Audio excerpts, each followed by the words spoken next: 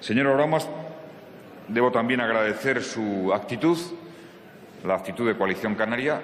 Recordaba la votación del 12 de mayo de ese trascendental decreto ley. Ayer lo hice de manera genérica, refiriéndome a grupos nacionalistas. Ahora lo puedo hacer refiriéndome a Coalición Canaria.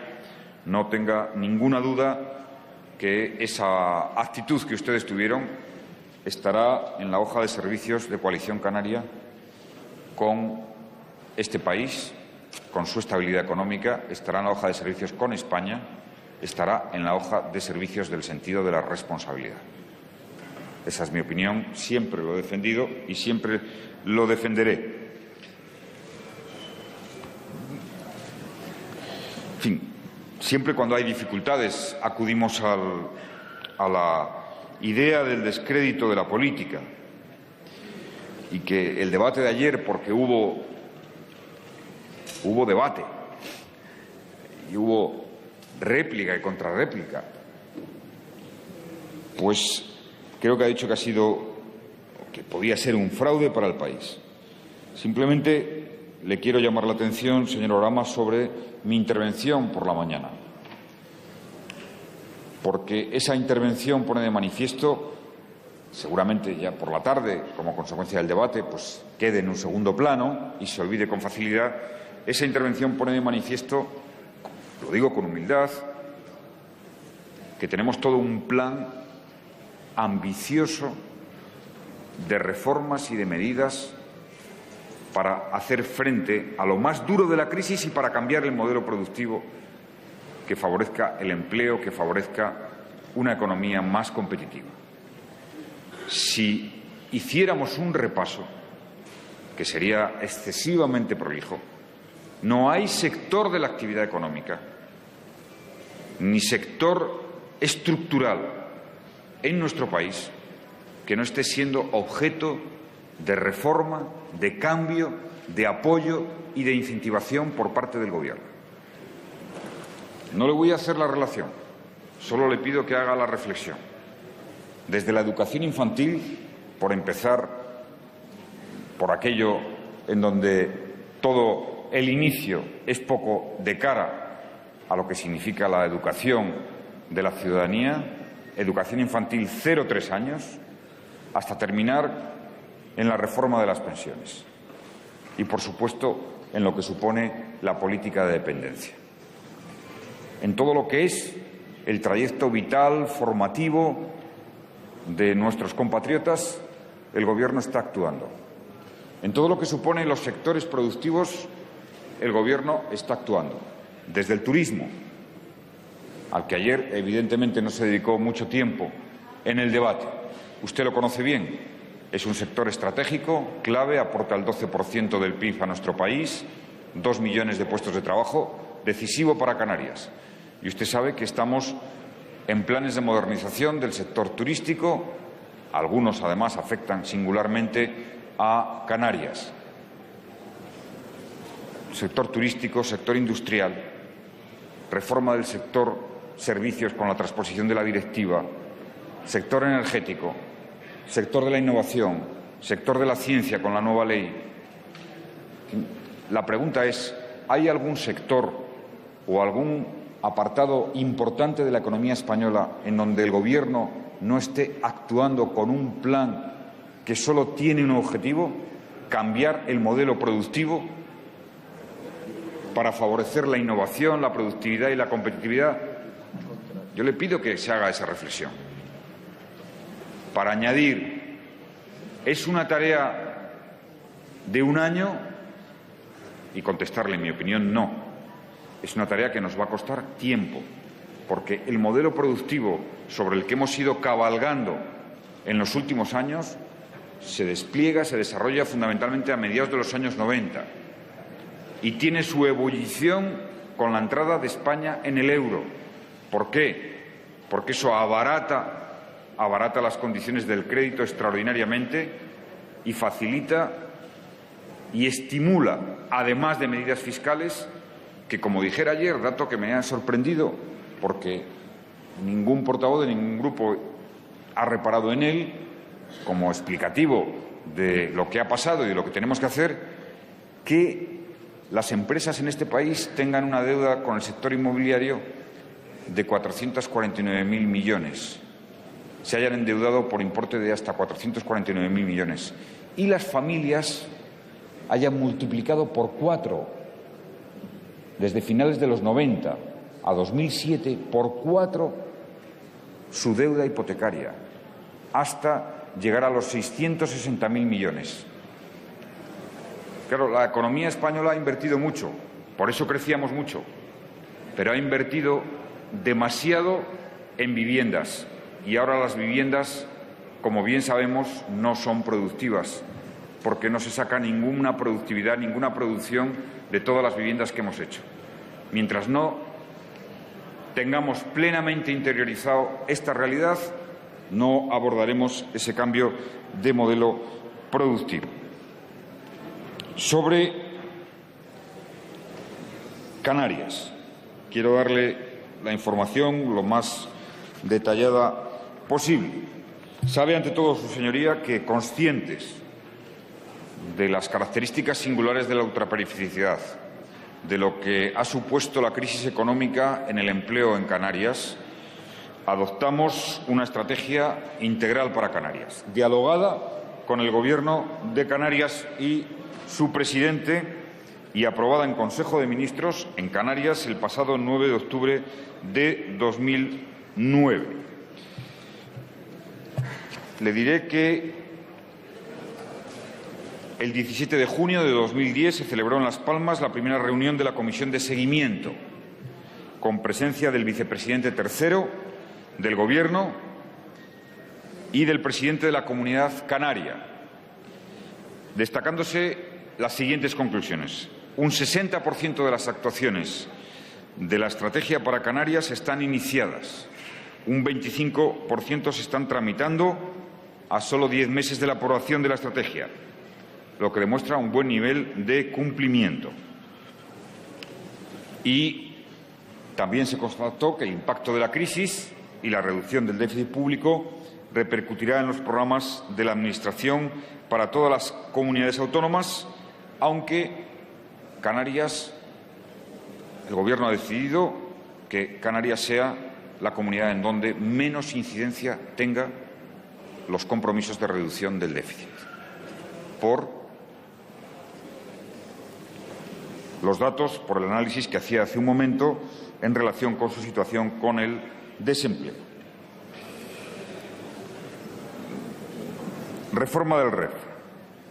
El 20 de abril, en reunión mantenida por el secretario de Estado de Hacienda y Presupuestos y el vicepresidente y consejero de Economía de Canarias, se acordó la constitución del grupo para analizar las cuestiones relativas al REF. Se celebró una nueva reunión el 14 de mayo para determinar la composición y calendario y se acordó continuar los trabajos. Y esperamos reanudarlos con toda la intensidad inmediatamente después del verano. Sabe que tenemos disponibilidad para una amplia reforma del REF. Lo hemos reiterado en ocasiones y espero que a la vuelta del verano hagamos una negociación definitiva para esa actualización y, sobre todo, pensando en las mejores condiciones para generar empleo.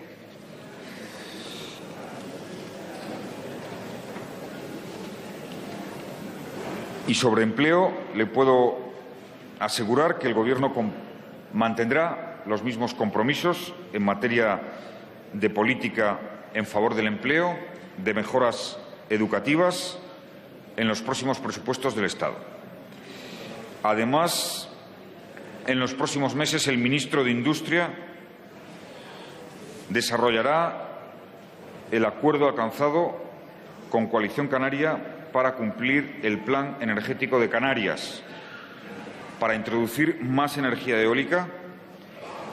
Después de 10 años de espera, también el gas natural del que disfrutan el resto de las comunidades españolas, más económico y ecológico que el fuel. Para ello, es necesario remover algunos obstáculos y evitar que otros temas no dilaten la culminación de ese proceso de modernización energética de Canarias. Señor Oramas, contemplamos la posibilidad de ayudas al transporte del plátano. Tenemos que constatar los efectos del desarme arancelario. 6 meses después es un periodo razonable de evaluación. Vamos a llevar a cabo la evaluación junto a la comunidad autónoma para que antes del último trimestre del año puedan adoptarse las medidas adecuadas, necesarias o resultantes de esa evaluación conjunta. Estamos de acuerdo en la necesidad de un desarrollo efectivo de la quinta libertad aérea en Canarias. Es vital para su conectividad externa y para todo su desarrollo potencial en el ámbito turístico y logístico, y como impulsor de las políticas y el desarrollo de África. Y el ministro de Fomento también está desarrollando las políticas adecuadas en relación con el Comité de Rutas Aéreas, que será una realidad en este mismo año, que confiamos que tenga una contribución decisiva a la captación de tráfico y el compromiso del Gobierno de España para seguir reduciendo las tasas aéreas, vital para la competitividad del sector turístico. En definitiva, esos son los temas que considero fundamentales, a los que se ha referido su señoría. Hay otros que no voy a hacer alusión a ellos, vinculados con la estrategia para Canarias, pero, como ve, todos están en marcha o, en gran medida, a punto de tener un impulso definitivo, como algunos de los que más preocupan a su grupo, que es, en definitiva, la ayuda al sector del plátano o la reforma del REF. Y, en todo caso, señor Oramas, le traslado la voluntad del Gobierno de seguir en una actitud de colaboración con el Gobierno de Canarias, de seguir en una actitud de colaboración en el ámbito parlamentario, y el agradecimiento por su posición constructiva y positiva, que sin duda alguna será muy útil para la recuperación económica general de España y también de Canarias, y la vuelta a crear empleo, que no dude su señoría que se producirá, aunque el esfuerzo es un esfuerzo, como bien sabe, difícil y consistente. Señora Díez ha hecho fundamentalmente una intervención en torno al modelo de Estado, la Constitución y las reformas, más que a los temas relativos a la economía, aunque ha hecho alguna referencia. Bueno, hemos debatido ya en más de una ocasión sobre esta cuestión. Tenemos posiciones objetivamente diferentes. Simplemente le haré un matiz o una reconvención a lo que ha sido su intervención. Ayer proclamé que acataba y que cumpliría y haría cumplir la sentencia del Tribunal Constitucional, como todas y cada una de las sentencias que se producen en nuestro país. No podía ser de otra manera. Y, por tanto, señora Díez, creo que cualquier otra interpretación y la conclusión, y ya no digo las derivadas que ha tenido en su intervención, están absolutamente fuera de lugar. Que el Tribunal Constitucional haya dicho que algunos de los temas son inconstitucionales, no por el fondo, sino por el sistema de fuentes, por el vehículo normativo, en definitiva, utilizado, porque no es materia de estatuto, sino que es materia de una ley orgánica, imagino que si alguien hace uso de esa posibilidad reconocida en la sentencia y lleva a una ley orgánica al sitio que el intérprete de la Constitución ha dicho que es el adecuado para, por ejemplo, abordar el tema de los consejos superiores de justicia, lo hace, no estará vulnerando la sentencia del Tribunal Constitucional, ni en su letra ni en su espíritu. Es más, estará cumpliendo el cauce que el Tribunal Constitucional ha expresado, adecuado para una voluntad política determinada, en este caso en materia de justicia. Otra cosa es que no se esté de acuerdo con eso, con los consejos de justicia de las comunidades autónomas. Es respetable, pero que se haga o no se haga, y no prejuzgo cómo se va a hacer ni cuándo se va a hacer, no puede suponer llevar a esa conclusión. Me parece completamente disparatada e insostenible desde un punto de vista conceptual, de respeto a la Constitución y al marco democrático de funcionamiento en nuestro país. Ha hablado del gasto insostenible, de la igualdad de los derechos de los ciudadanos, de la fragmentación del Estado. Incluso ha citado algún país, alguna referencia. Pues no sé qué le parecerá a la señora Díez que en Estados Unidos haya estados donde hay pena de muerte y otros que no. Ha invocado a Estados Unidos. A mí me parece que eso sí que es, en fin, los derechos fundamentales. No hay derecho fundamental. Usted citaba el derecho a la vida, más importante que el derecho penal que ejerce un Estado. Y fíjese, en Estados Unidos, que usted ha puesto como ejemplo de país, he querido entender, unitario, pues vemos que hay estados donde hay pena de muerte y otros estados donde no hay pena de muerte.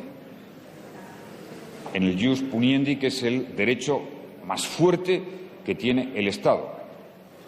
Y en una pena como la capital, que es sin duda alguna el poder más fuerte que un Estado puede ejercer. Decidir privar la vida a una persona, una sentencia. En fin, sé que seguramente esto servirá para poco en su proceso reflexivo. Pero le tengo que decir que en nuestro país hay una igualdad de derechos garantizada en la Constitución y que, garantizada en la Constitución, garantizada por los tribunales, y que, a pesar de lo que se dijo, el Tribunal Constitucional ha santificado la tabla de derechos que incorpora el Estatuto de Autonomía de Cataluña y otros estatutos. En consecuencia, la desigualdad de la que habla su señoría se producía en nuestro país en los regímenes autoritarios centralistas. Afortunadamente, en la España democrática tenemos una igualdad de derechos compatible con la autonomía política, compatible con el autogobierno. Exceso de gasto del modelo.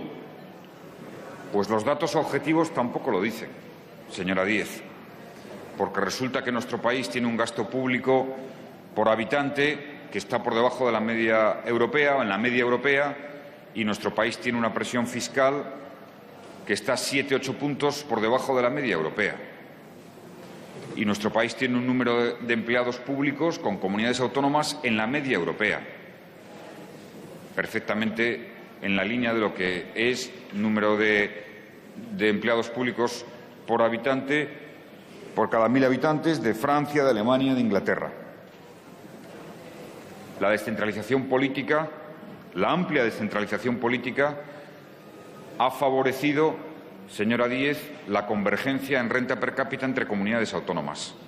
Las más ricas y las más pobres en España, las menos ricas, han reducido el abanico de la distancia como consecuencia de la descentralización autonómica.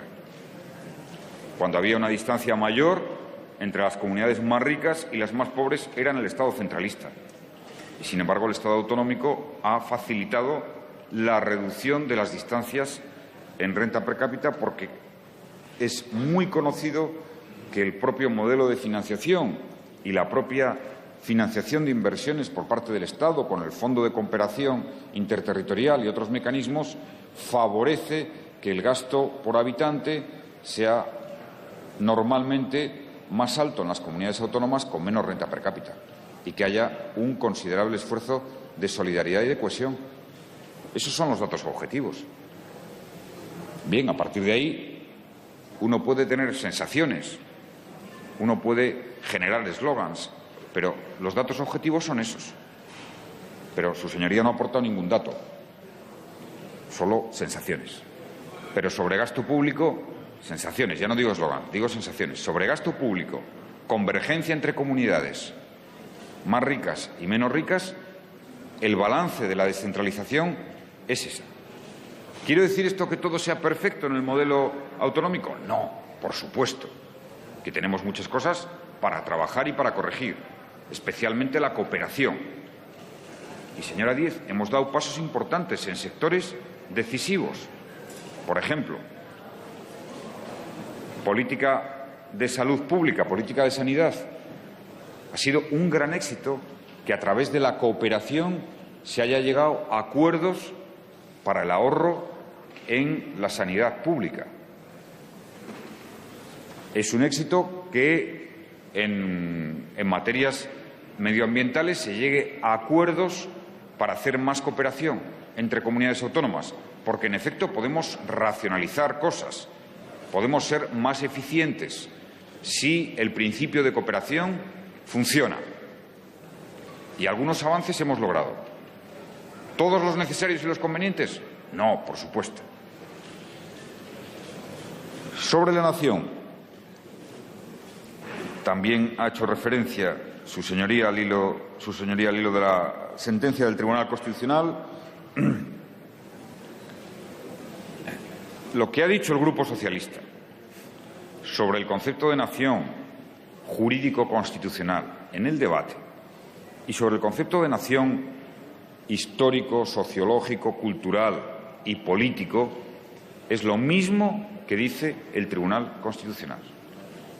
Es lo mismo que dijo don Artur Mas cuando presentó aquí en su día el Estatut de Cataluña. La nación jurídico-constitucional que reconoce la Constitución es solo la nación española. ¿Supone eso que en términos políticos o sociológicos o históricos se pueda hablar de nación y que algunas comunidades se refieran sin valor jurídico, sino como expresión de un sentimiento, de su visión de la historia, de la interpretación de lo que son como comunidad en términos de nación? El Tribunal Constitucional lo dice claramente.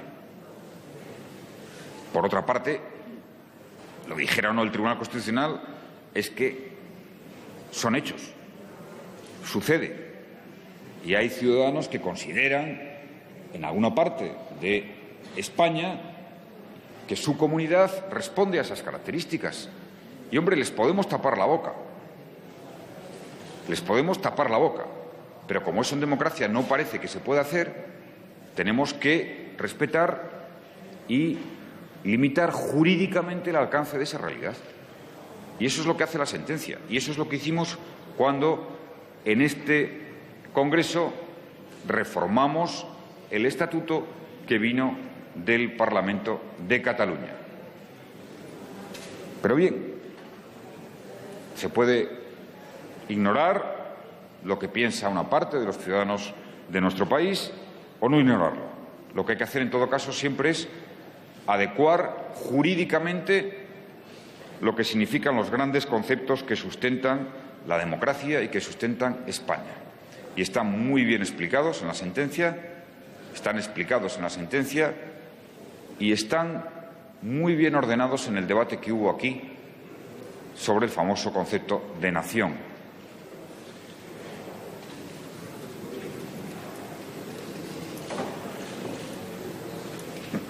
La preocupación, en todo caso, señora Díez, debería de ser, sin duda, que todos fuéramos capaces de saber. Es muy curioso ver el debate en esta Cámara y ver su intervención y ver la intervención de otras personas que representan a millones de ciudadanos que viven en este país, que forman parte del Estado español, y que tienen sentimientos o visiones tan antitéticas. ¿Cuál es la responsabilidad de un gobierno?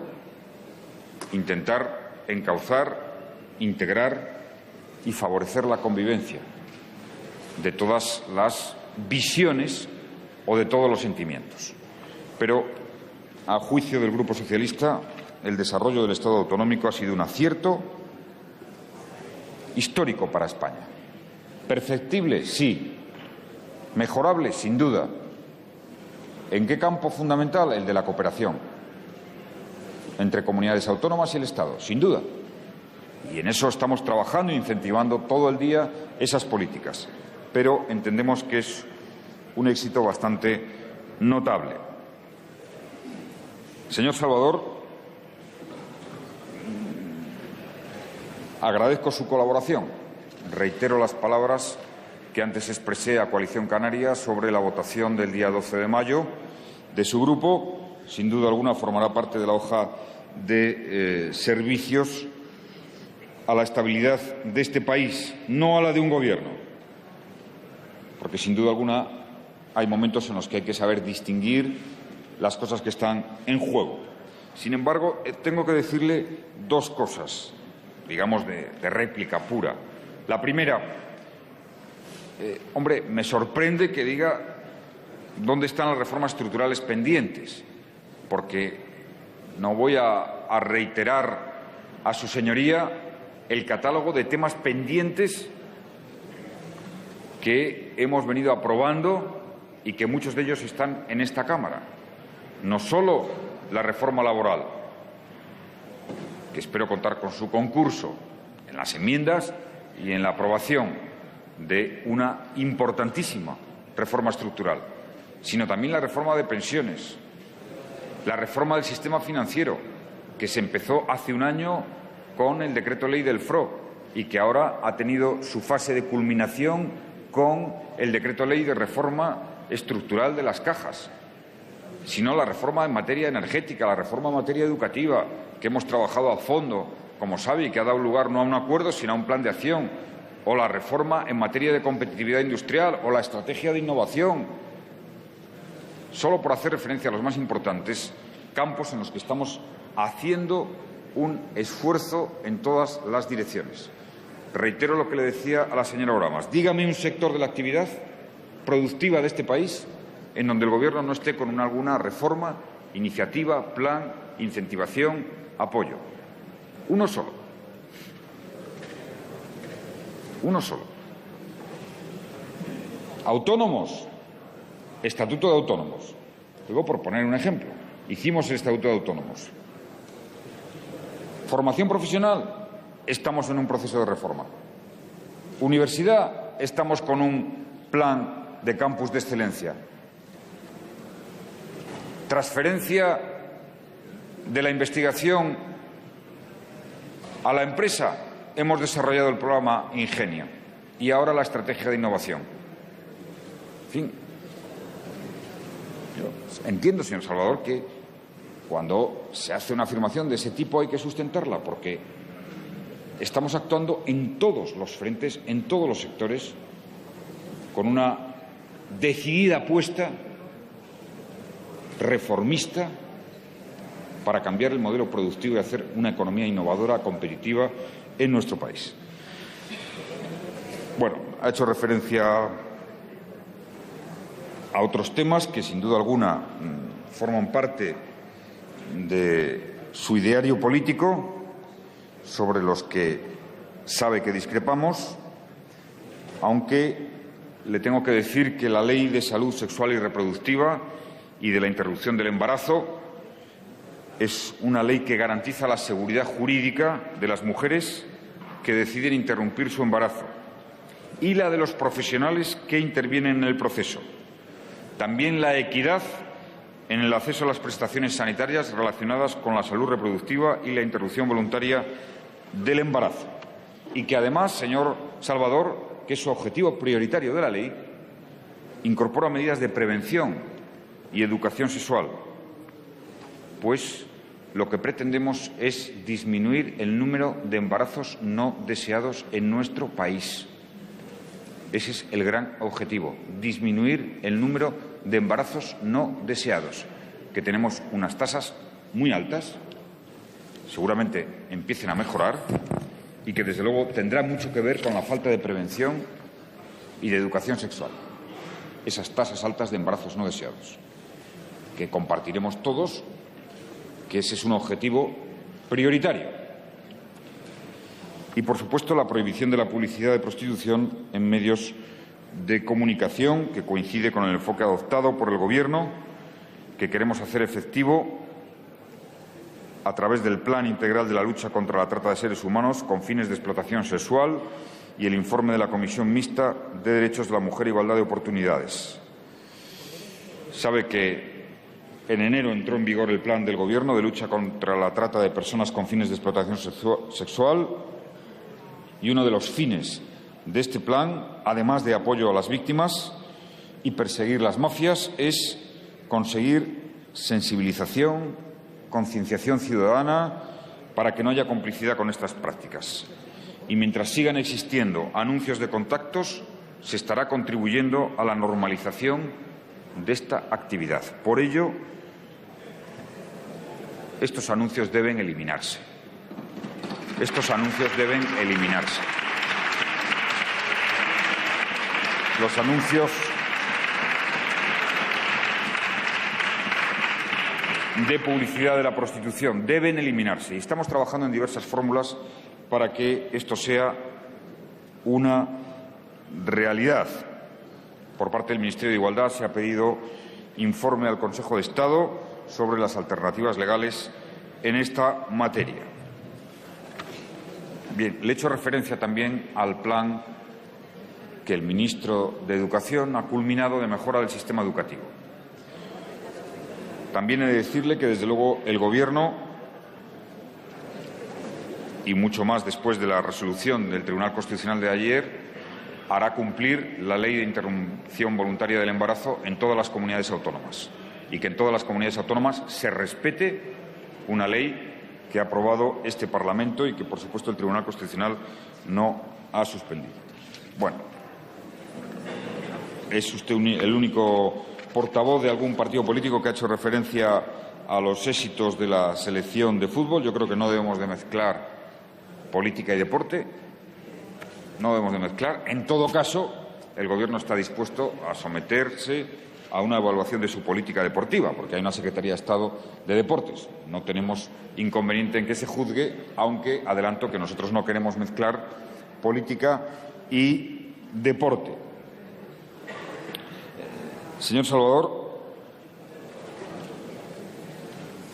debo recordarle, porque ha hecho una descripción en torno a la confianza que genera nuestro país al momento que estamos. Sé que los climas son difíciles de evitar, que hace pocas semanas Eurostat ha confirmado que nuestro país sigue por encima de la media en renta per cápita de los países de la Unión Europea, que seguimos por encima en renta per cápita en 2009, a pesar de la crisis, de Italia, que en estos últimos 5 años hemos acortado las diferencias en renta per cápita con Inglaterra, con Francia y con Alemania. Y que, por hablar de la confianza, ayer di los datos de inversión extranjera directa en España en los primeros 4 meses de 2010. Una inversión que estaba incrementándose sustancialmente después de la caída del 2009, caída que se produjo de forma generalizada en el mundo. Tenemos dos grandes temas sobre la economía española, sobre la situación económica y social de España. Primero, reducir el paro y generar empleo. Ese es el tema más grave en términos económicos y sociales. Tenemos una tasa de un 20% de paro. Es verdad que tuvimos tasas superiores desde la transición aquí a esa cifra que es muy alta, inasumible, inaceptable, después de haber estado en el 8% de paro en el año 2007 y habiéndose constatado otra vez que cada vez que tenemos una crisis las cifras de paro en España se disparan en relación con nuestros socios europeos. Para eso está la reforma laboral, para eso está el cambio de modelo productivo y también la necesaria confianza que tenemos que infundir. Y el segundo gran tema es la estabilidad de nuestro sistema financiero, que es la base de la estabilidad de nuestra deuda. Porque, como ayer dije, los diferenciales de la deuda, los problemas que hemos tenido de encarecimiento de los intereses de la deuda, aunque los intereses de la deuda de hoy están por debajo de la media de lo que han sido los intereses de la deuda desde la transición aquí, pero bueno, nos han subido, están más altos que estaban, dependen no tanto de la deuda pública que tenemos, que está por debajo de la media europea, sino sobre todo de la deuda privada y del déficit que tenemos en este momento y que por eso hay que corregirlo de manera tajante. En todo caso, le agradezco, como le decía al principio, su actitud su posición constructiva y responsable dentro de las discrepancias ideológicas que sabemos que existen entre el partido que usted representa y el Partido Socialista. Señora Barcos, muchos de los argumentos que he utilizado valen para, en fin, esa aproximación que ha hecho a la situación económica y política.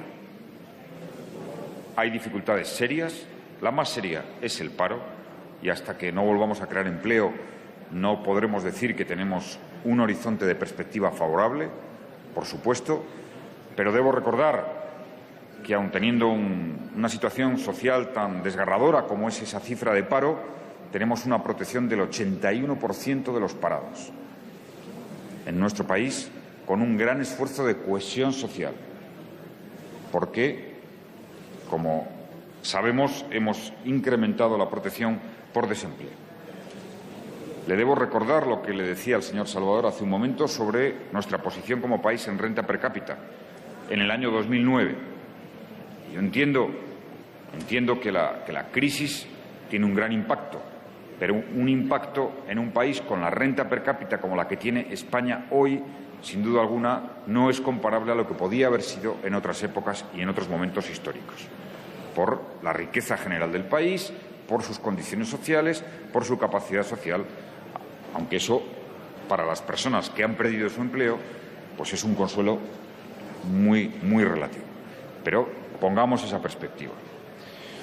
Segundo, pongamos la perspectiva de que políticamente, institucionalmente, sí, tenemos una sentencia sobre un estatuto que aumenta la España plural, que hace crecer el autogobierno.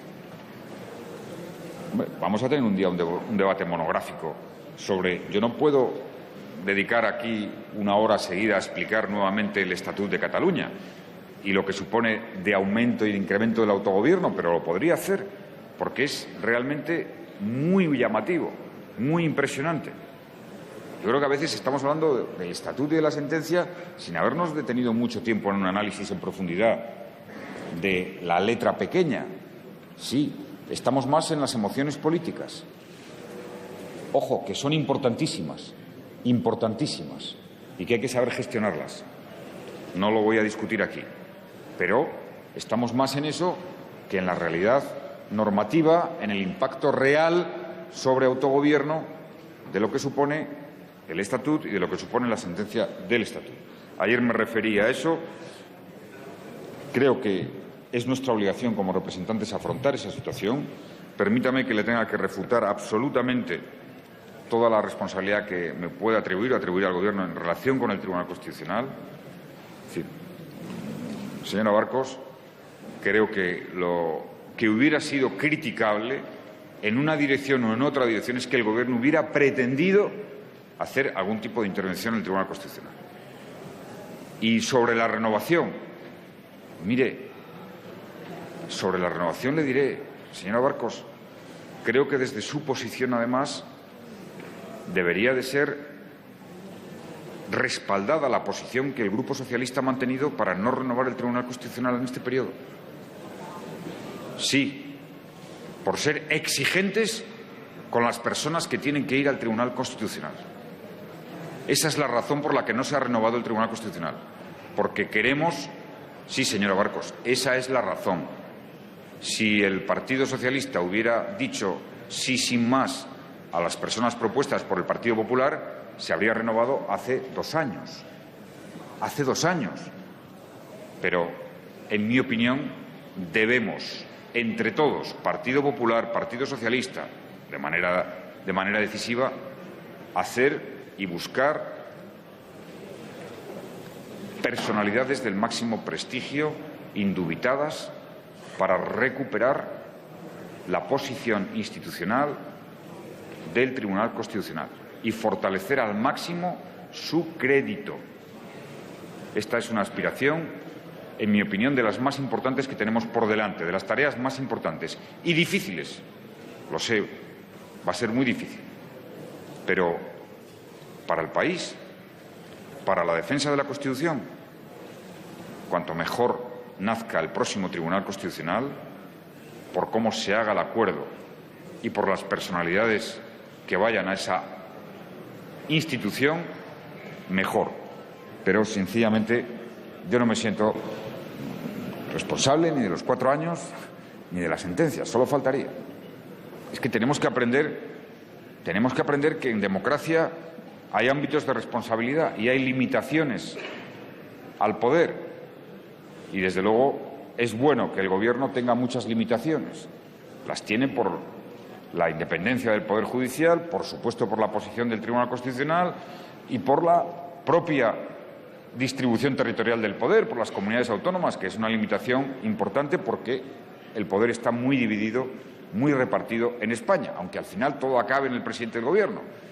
Pero sí, seamos objetivos, que en este caso creo sinceramente que, como el Pisuerga pasa por Valladolid, pues es fácil decir no, y ya no solo lo ha hecho usted, sino lo han hecho otros portavoces ayer, y de la sentencia también es responsable de lo que se ha tardado.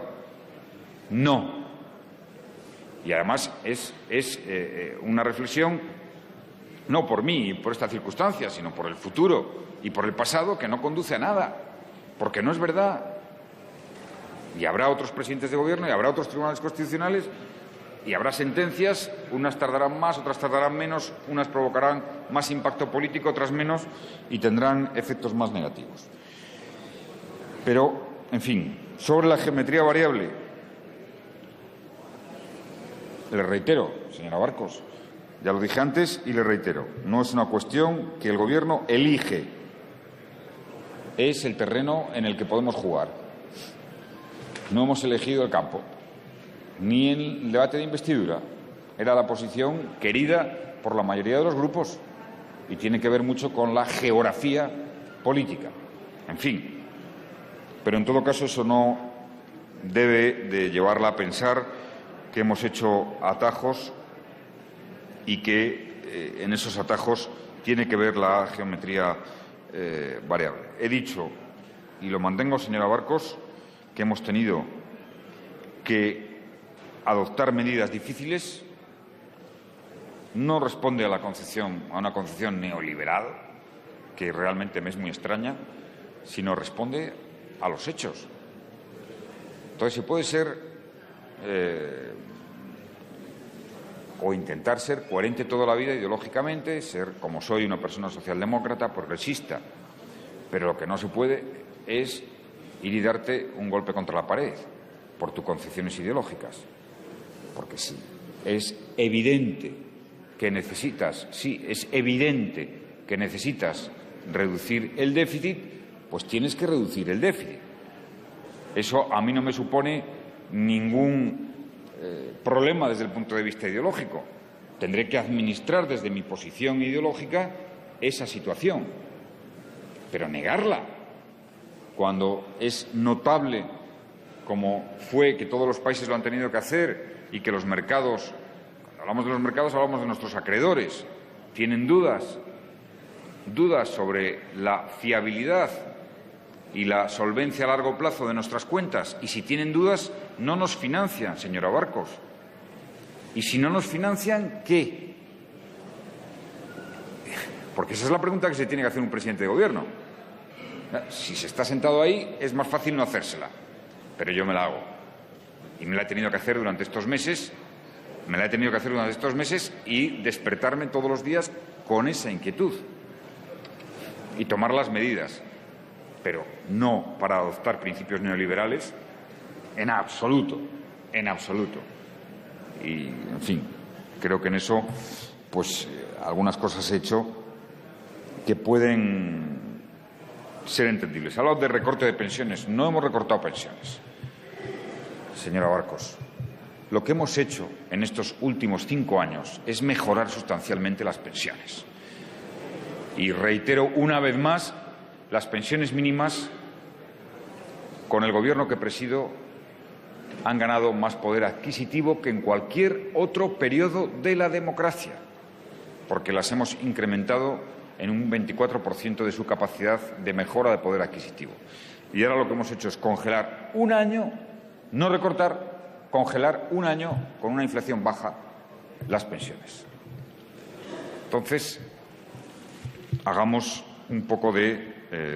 tengamos un poco de rigor desde ese punto de vista, que me parece que es importante.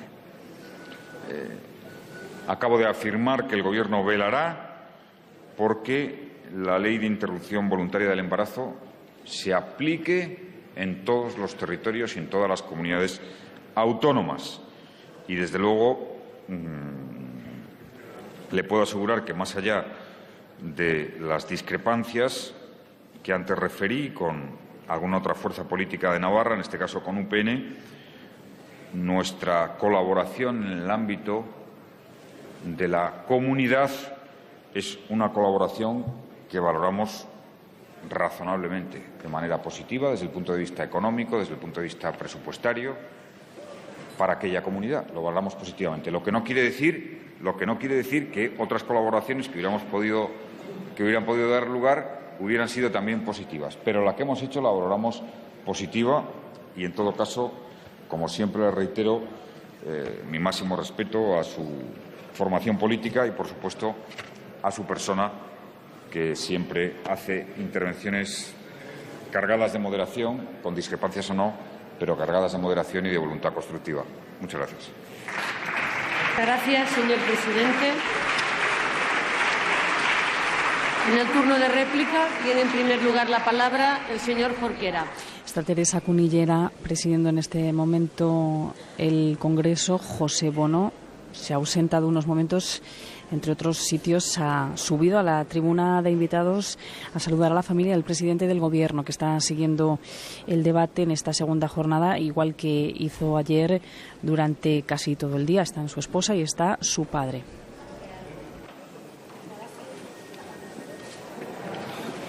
Gracias, señora vicepresidenta. Señor presidente, yo agradezco también el tono de su intervención, aunque no puedo estar de acuerdo con sus argumentos y, dado lo constreñido del tiempo, permíteme que sea extraordinariamente telegráfico. Reforma laboral. Los argumentos de las anteriores reformas laborales eran los mismos que se utilizan para justificar esta. Reducir la dualidad en el mercado de trabajo, reducir la temporalidad. Las consecuencias han sido exactamente la contraria, incrementar la temporalidad y la precariedad en el mercado de trabajo. Reforma de pensiones. Un dato. Hace 30 años ya se decía que con la evolución demográfica el sistema no sería sostenible. ¿Qué ha ocurrido? Que en esos 30 años se ha incrementado en un 70% el número de activos, por lo tanto de cotizantes, con la incorporación de nuevos contingentes al mercado laboral. Es cierto que se ha incrementado el peso relativo de las pensiones en el PIB, pero el PIB en ese periodo se ha multiplicado por 17. Yo prefiero creer, señor presidente, que la crisis no va a ser eterna. Banca pública y cajas. Lo que ha dicho, sinceramente, me ha parecido inaudito. Ha dicho que apostar por la banca pública significaría correr un grave riesgo de incrementar el déficit y la deuda. Yo le recuerdo que, según datos de la propia Unión Europea, se destinó una cifra equivalente al 28% del PIB de la Unión Europea para rescatar al sector financiero. El rescate al sector financiero ha tenido una incidencia directa en el grado de déficit y de endeudamiento de todos los Estados, para que ahora se aplique el ajuste constriñendo las políticas sociales. Y en vez de regular el sector financiero privado, ustedes lo que hacen es cargarse incluso el sector financiero medio semipúblico, como son las cajas de ahorro. Por ejemplo, estableciendo la posibilidad de que las cuotas participativas con derechos políticos se traduzcan incluso en que un accionista tenga el 50% de control de una caja. Es decir,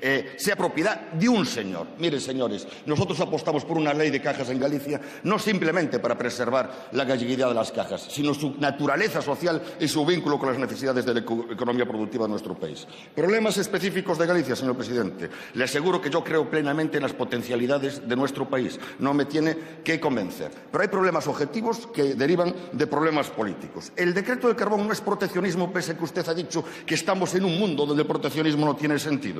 Yo soy sensible a la problemática de las comarcas mineras asturianas y de León. Con el Bierzo, Galicia tiene extraordinarios vínculos, pero hay que tener en cuenta también la singularidad de las comarcas mineras gallegas, que han visto agotados sus yacimientos para proveer centrales térmicas que, siguiendo políticas estatales, han hecho una gran inversión para sustituir el carbón autóctono por el carbón de importación y reducir las emisiones. Y que ahora, al no tener prioridad en el MIS, están abocadas incluso a un posible cierre. Pero, sobre todo, la estrategia tiene que ser congruente con una estrategia energética que apueste por la sostenibilidad frente a un carbón autóctono enormemente contaminante y que no incorpore nuevos costes al sistema. FENE, formalicen negociaciones, soliciten la apertura de negociaciones para revisar los acuerdos en vez de seguir insistiendo única y exclusivamente con buenas palabras. Sector lácteo, no se ha atacado el problema original, que es un reparto injusto de los derechos de producción, en función del cual el Estado español tiene asignada una cuota de derechos de producción muy inferior a la demanda de su mercado interno, mientras nos invaden excedentes foráneos sin que la Unión Europea haya establecido siquiera un precio de referencia digno de la leche. Y el pacto del año pasado es un auténtico fracaso. Los contratos homologados solo llegan al 50% de las explotaciones. Y culmino con una última referencia. Nosotros somos internacionalistas. Si dispusiese de tiempo, me gustaría explicarle por qué no existe contradicción entre ser nacionalista e internacionalista. Pero una cosa es la internacionalización, otra cosa es la globalización. La globalización es un modelo de acumulación que conduce cada vez a desequilibrios más brutales en el plano territorial y en el plano social. No se puede luchar contra una crisis originada por la globalización con más globalización, y la globalización no puede ser la coartada para que los Estados se inhiban de actuar en su ámbito de competencia. Me gustaría tener la oportunidad de hacer otras matizaciones, pero teniendo en cuenta simplemente dos últimas referencias. Pero, señor Jorquera, es que ha excedido muchísimo su tiempo. Por favor, que sea usted muy breve. Sí, por favor. Dos últimas referencias y agradezco a la vicepresidenta su transigencia. Nosotros no negamos, por supuesto, señor presidente, que ustedes han manifestado en la pasada legislatura una sensibilidad con respecto al proceso de descentralización distinta del Partido Popular.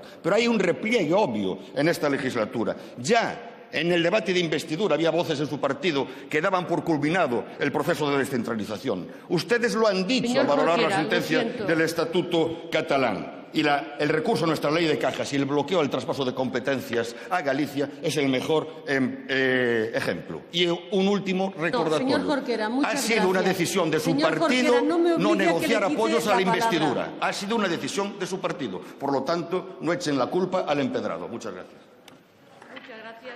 Gracias, señor Jorquera. Bueno, pues ha tenido que enfadarse Teresa Cunillera para que terminara Francisco Jorquera su turno de intervención. Es poco el tiempo del que disponen ahora los portavoces del Grupo Mixto en este turno de réplica. Aún así, insisten en subir a la tribuna, como está haciendo ahora Rosa Díez, la portavoz de Unión, Progreso y Democracia.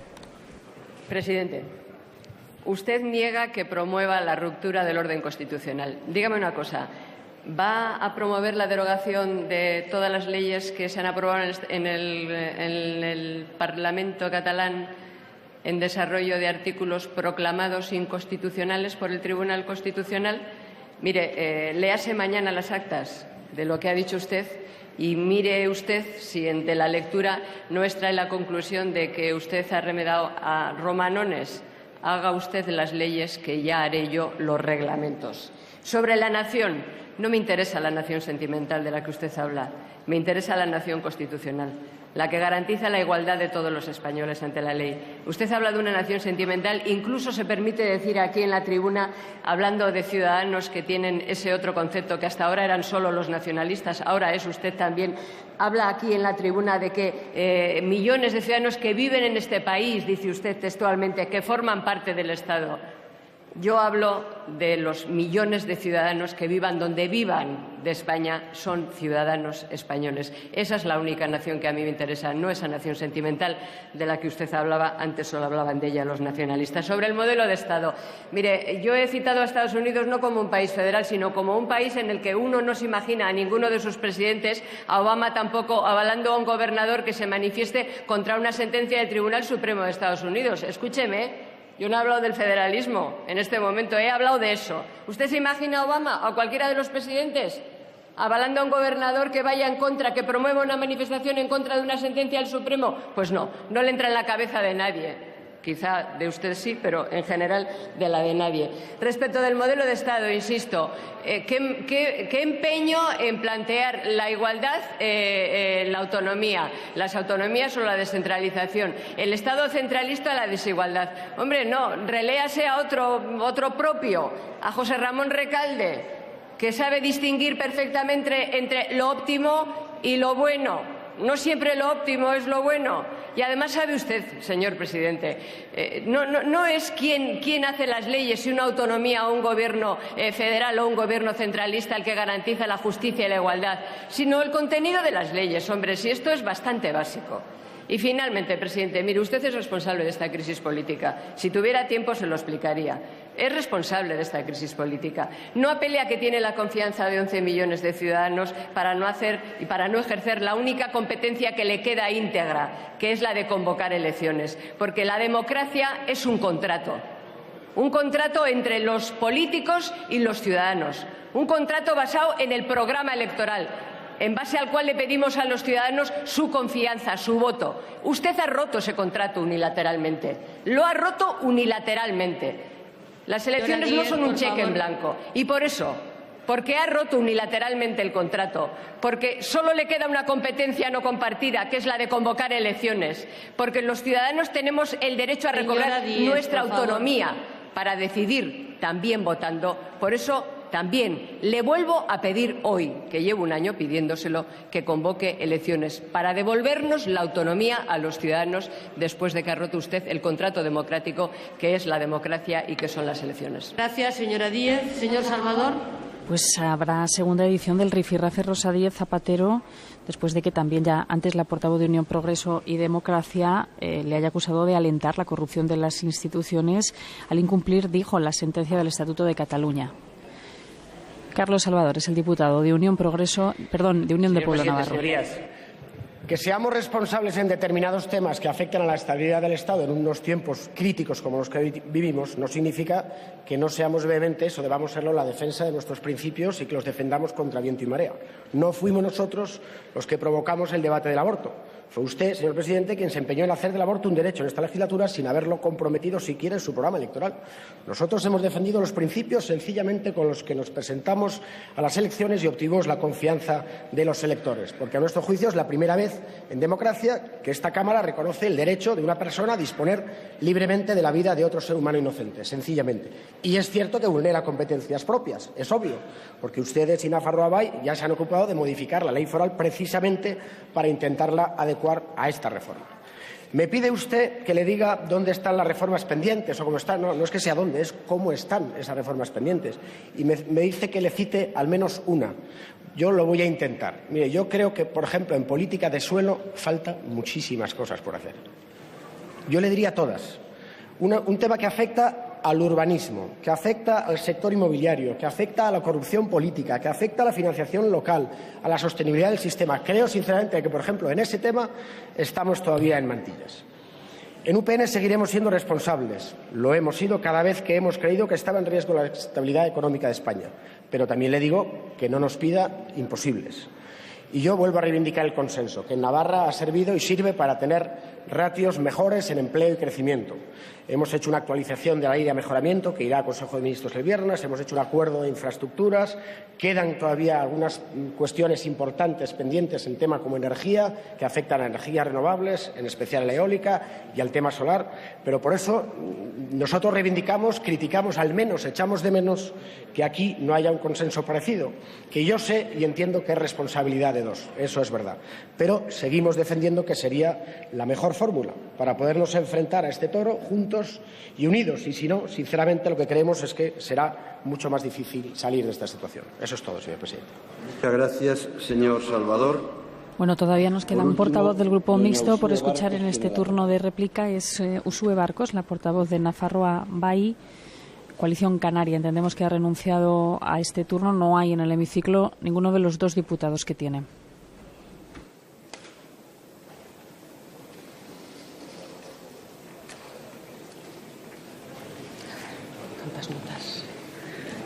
Presidente, yo no le he achacado la sentencia del Constitucional, faltaría más y menos que no la acate. Lo que yo digo es que el presidente del Gobierno es el responsable principal de la situación política que se ha generado en torno a esta cuestión. Sí, y usted mismo lo reconoce cuando me dice que no se pudo efectivamente reformar el Tribunal Constitucional porque la propuesta del Partido Popular no era todo lo garantista o todo lo de calidad que merecía la circunstancia, pero yo hubiera entendido que lo lógico era haber puesto toda la carne en el asador como se puso.